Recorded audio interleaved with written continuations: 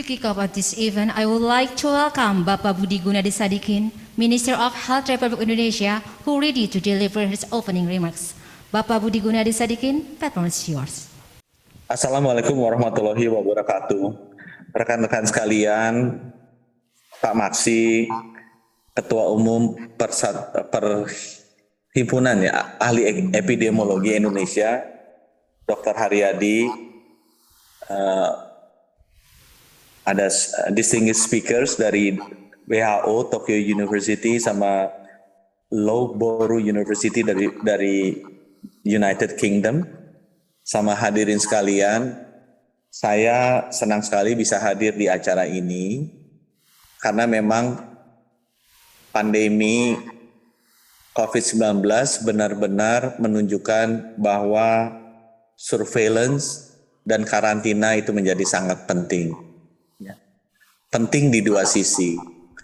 Di satu sisi penting untuk kita secara diligence dan tight, ketat, menjaga perbatasan kita agar patogen, yaitu saat ini virus, tapi juga bisa nantinya bakteri atau parasit, jangan sampai masuk dan menyebar ke negara kita. Tapi di sisi lain kita juga harus balance agar jangan sampai keketatan kita melakukan lockdown atau protection mengakibatkan flow of essential people, goods and services itu berhenti seperti yang terjadi di awal-awal masa pandemi, sehingga mengakibatkan perekonomian dunia berhenti, sehingga ekonomi dunia runtuh, sehingga menimbulkan masalah ekonomi, sosial, politik yang sama besarnya, bahkan lebih besar dari masalah kesehatan itu sendiri.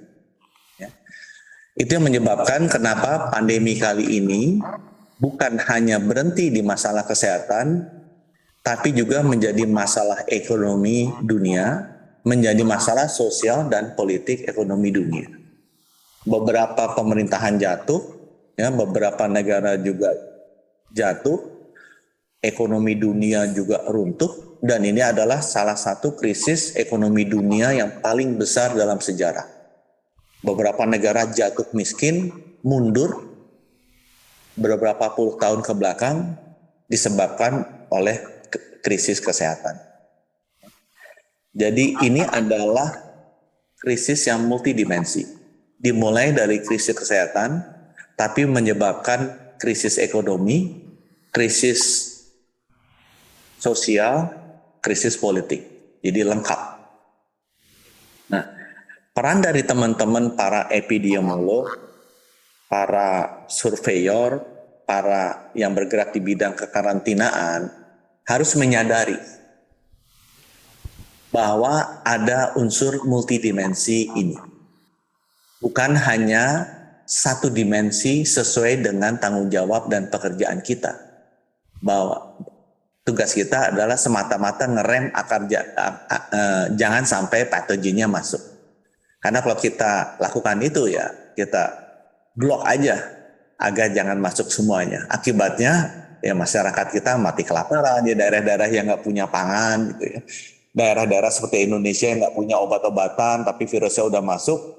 Kalau tugas kita adalah blok supaya jangan sampai kemasukan, padahal virusnya udah masuk, kita nggak punya obat antivirus seperti yang pertama kali, kita oseltamivir, kita punya satu-satunya hanya itu, kita blok perbatasan kita, ternyata kita nggak punya bahan baku untuk bikin oseltamivir. Kita favipiravir belum punya, apalagi remdesivir belum punya, semua antivirus nggak punya, kita blok. Ya meninggal lah orang-orang yang tertular. Sehingga itu menunjukkan bahwa pandangan secara menyeluruh, secara multidimensi itu perlu. Secara multidimensi itu perlu. Nah, dalam melakukan tugasnya, kita memang perlu melakukan penyeimbangan seperti tadi. Itu sebabnya di G20, salah satu deliverables yang diusulkan oleh Indonesia sebagai presidensi adalah kita ingin melakukan harmonisasi dan digitalisasi dari health protocols untuk the next pandemi.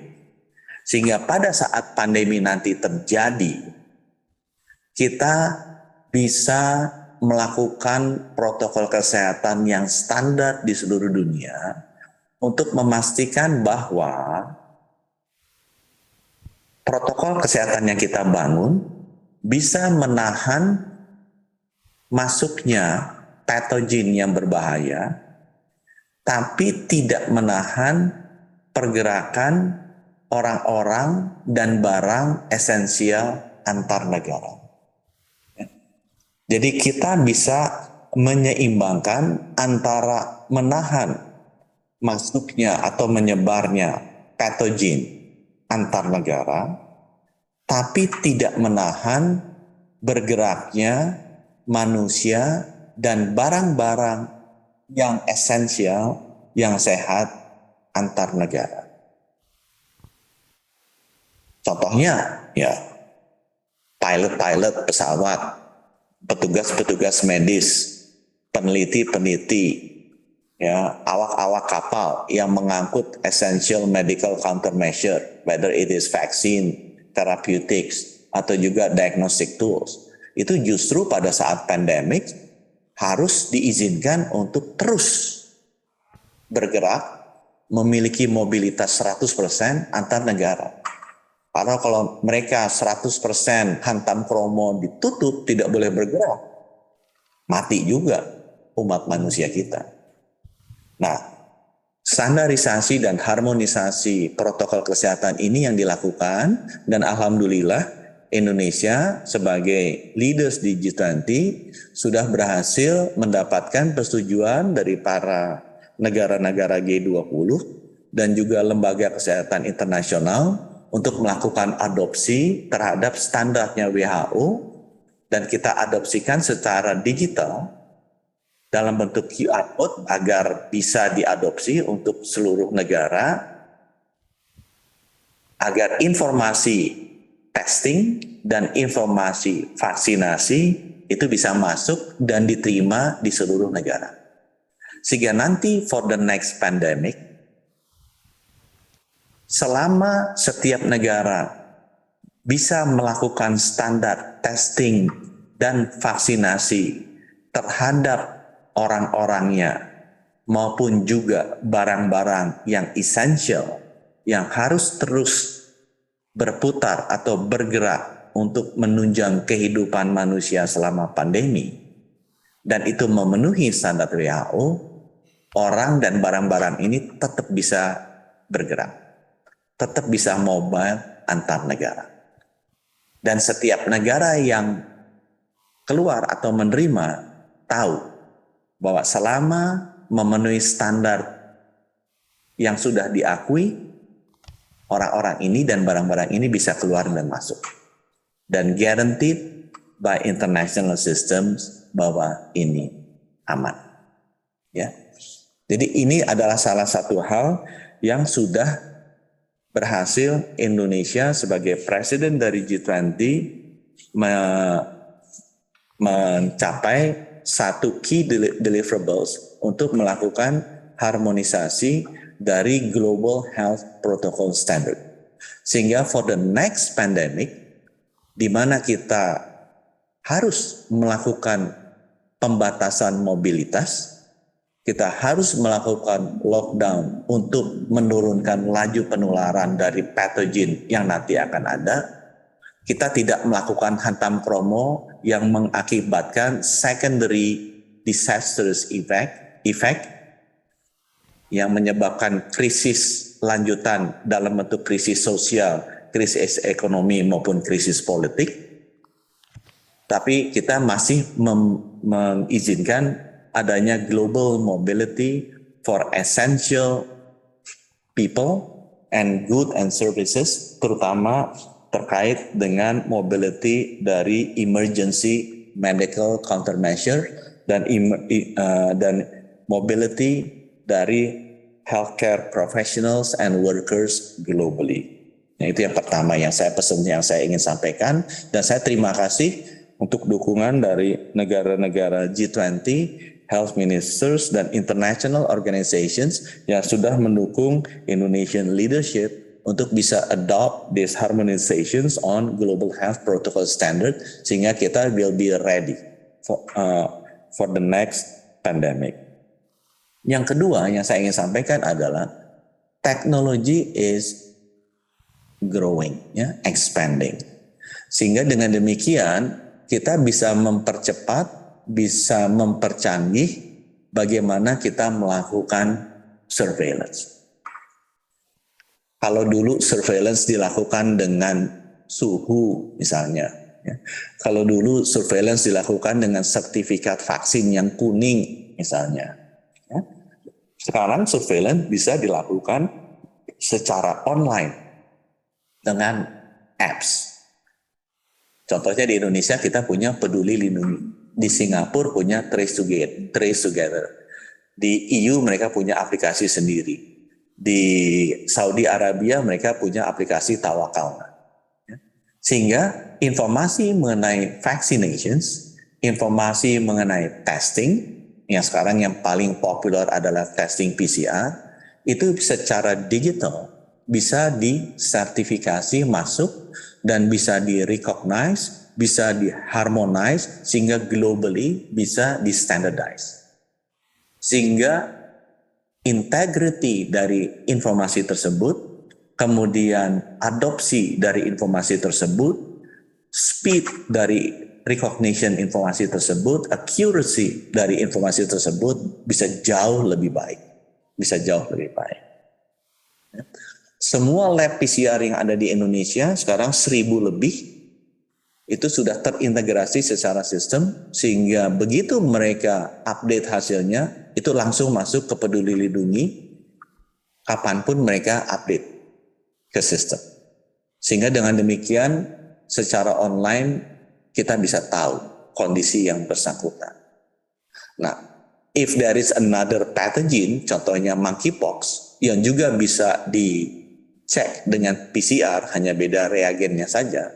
Karena ini is the same thing, it's actually a virus, cuma virusnya virus DNA, bukan virus RNA. Lebih gede, kalau virus RNA saya dengar itu nukleotidanya mungkin sekitar 31.000, kalau DNA mungkin 305.000, mungkin lebih lama aja untuk melakukan real time PCR-nya. Tetapi the same machines dengan different reagent can do testing to confirm this virus. Ini we already have more than 1,000 lab that can do identification dari virus ini. Ya, sehingga dengan cepat kita bisa mendeteksi apakah this monkeypox is already masuk ke satu daerah. Dan kita juga secara online bisa langsung mengupdate dan memasukkan ke data Peduli Lindungi, dan kita bisa update juga. Kalau misalnya yang bersangkutan jalan-jalan dan mau naik pesawat, kita bisa block.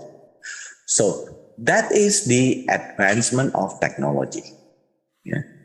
Dengan adanya teknologi lab PCR yang sudah terintegrated digitally dan juga masuk ke apps ini juga terintegrated digitally dengan beberapa reservation system dari public transportations, kita bisa memastikan bahwa every time there is a detections or surveillance dari pathogen tertentu yang terdeteksi di any labs, 1,000 PCR labs yang ada di Indonesia, dan itu akan segera terrecord dan can be identified kalau yang bersangkutan mau naik atau use public transportation systems yang ada.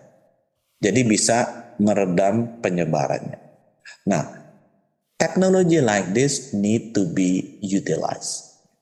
I give another example of the advancement of technology. Pada saat saya masuk, kita hanya punya 12 genome sequence machines yang terus concentrated di 10 labs yang ada di Java. As per now, kita punya 40 genome sequence machines. Yang lokasi mungkin ada di sekitar 20 labs yang tersebar di seluruh pulau di Indonesia. By the end of this year, kita akan punya more than 50 genome sequence machine yang di lokasi di Sumatera, Kalimantan, Sulawesi, Maluku, Papua, dan Bali.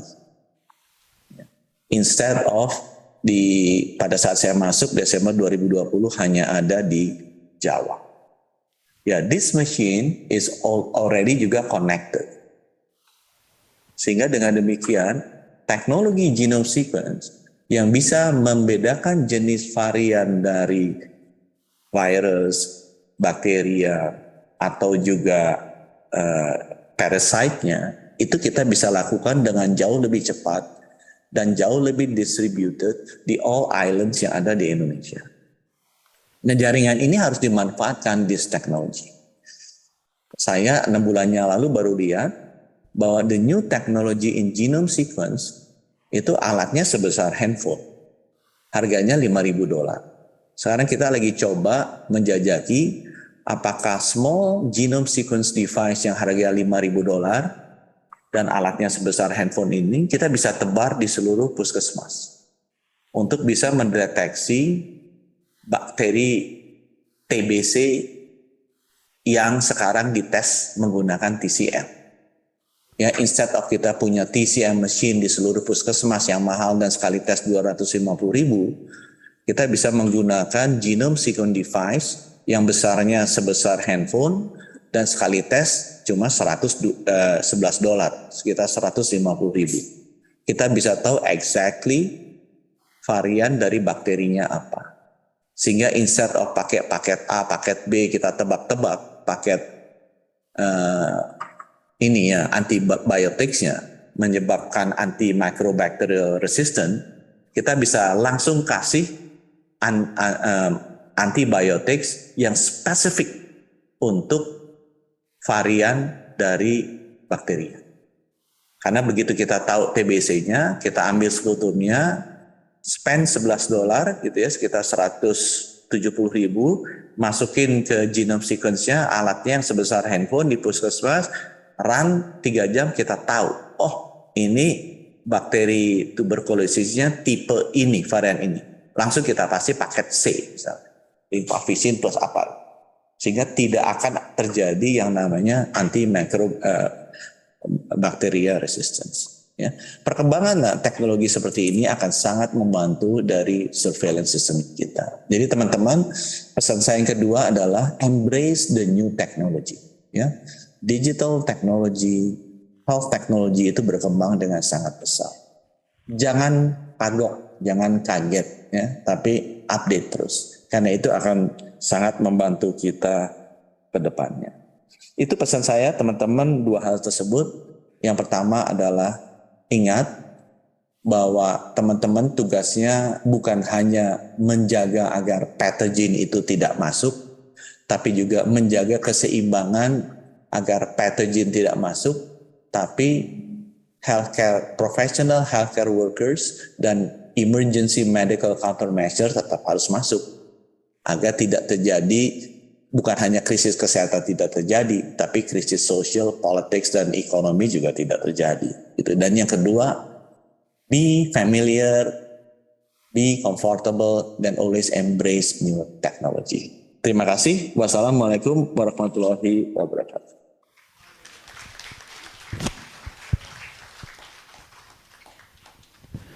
Terima kasih kepada Bapak Menteri Kesehatan yang telah memberikan sambutan dan arahan sekaligus membuka acara resmi pada pagi hari ini.